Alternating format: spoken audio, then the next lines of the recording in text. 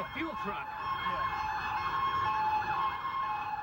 As the tanker vented its cargo, it set off several explosions. Some so powerful authorities kept everyone at a distance.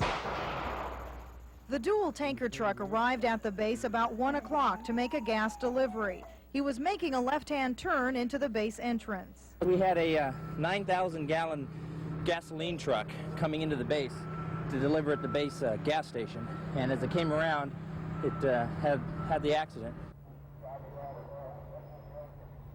Eyewitnesses say the driver took the turn too quickly, flipping his tanker and knocking over a light signal. The driver and his passenger escaped with only minor injuries.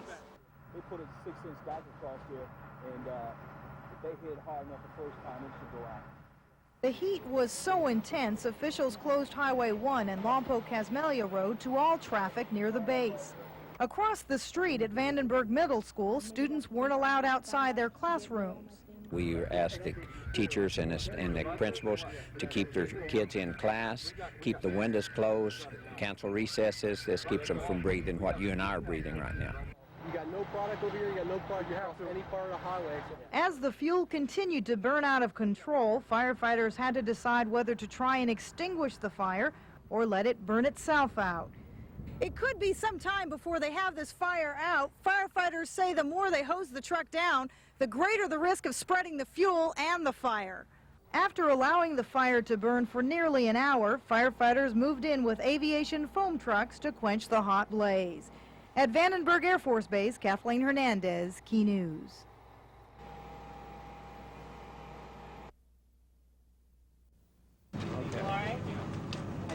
It's okay, Tishian, okay? We're going to take you to the hospital, okay?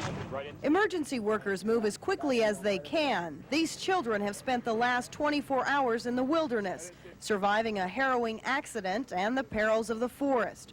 It all started yesterday during a picnic with their dad in the remote Rockfront Ranch area of the Los Padres National Forest. I got a call from my daughter-in-law at 5 o'clock this morning saying that my son had taken the kids yesterday and went hiking and camping and a picnic, and he didn't come home all night.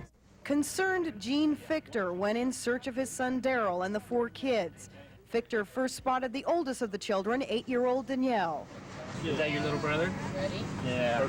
She was in a daze walking on the road, and then we picked her up, and then she couldn't remember what happened. We followed her footprints for about 5 miles. What he found next was horrifying. His son's truck apparently lost control on a narrow road, plunging some 1,000 feet to the bottom of the canyon. His son's dead body not far from the crushed vehicle. And we found the little baby, the little 1-year-old, and Letitia, who is 5 years old, staying with the body in the truck. The children were thrown from the truck, with the exception of the baby boy, who remained in his restraining seat for the entire ordeal. It's going to be all right. Incredibly, the children survived this fall, only to face more dangers through the night.